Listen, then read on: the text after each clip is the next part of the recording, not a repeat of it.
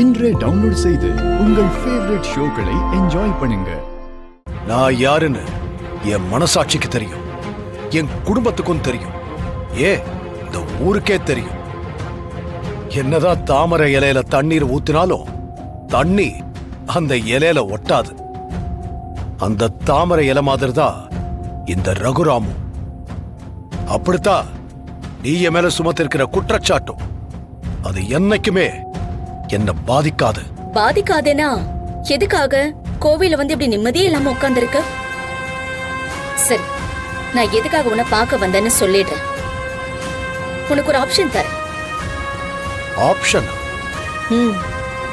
அந்த பையன் ஜீவாவ உன் லைஃப்ல வரவிடாம பாத்துக்கிறேன். இனிமே இந்த வழக்கு விசாரணை எதுவுமே நடக்காது. அதுக்கு பதிலா நீ எனக்கு ஒரு ஃபேவர் பண்ணணும். ஃபேவர் பண்ணணுமா? நகரமன்ற தலைவி பதவியில இருந்து உன் பொண்டாட்டி ஜானகிய ராஜினாமா பண்ண சொல்லு. பை எலெக்ஷன் நடத்தி நான் அந்த பதவிக்கு வரணும்.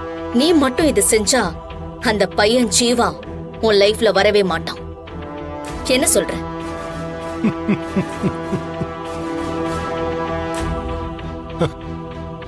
இல்ல, இந்த சிரிப்புக்கு என்ன அர்த்தம்? என்ன பண்றது? உன்னோட குறுக்கு புத்தி எப்பவுமே இப்படிதான் வேலை செய்யும். அத நினைச்சு சிரிச்சேன். நீ எனக்கு ஃபேவர் பண்றியா? அத கொண்டு போய் குப்பையில போடு. ரகுராம், என்ன டென்ஷன் பண்ணாத. என் பேச்ச நீ கேட்கல. அந்த ஜீவாவை வச்சு இது வரைக்கும் நீ சம்பாரிச்சு வச்சிருந்த உன் கௌரவம், மானம், மரியாதை எல்லாத்தையுமே குழி தொட்டி புதைச்சிருவேன். உன் குடும்பமே சின்ன பின்னமாயிடும். இந்த ரகுராம் உன்னோட மிரட்டலுக்கெல்லாம் பயப்படுற ஆளா என்ன?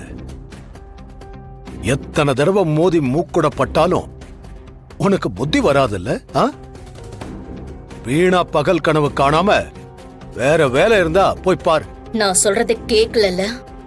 ஜீவா மூலமா நீ பெரிய அவமானத்தை சந்திக்க வேண்டியது வரும். இன்னைக்கு பஞ்சாயத்துல நடந்ததெல்லாம் நீ பார்த்த இல்ல? கடவுள் ஏன் பக்கம் இருக்காரு. எதையும் சந்திக்கிறதுக்கு நான் தயாரா இருக்கேன். என்னால முடிஞ்சத நீ பாத்துக்க.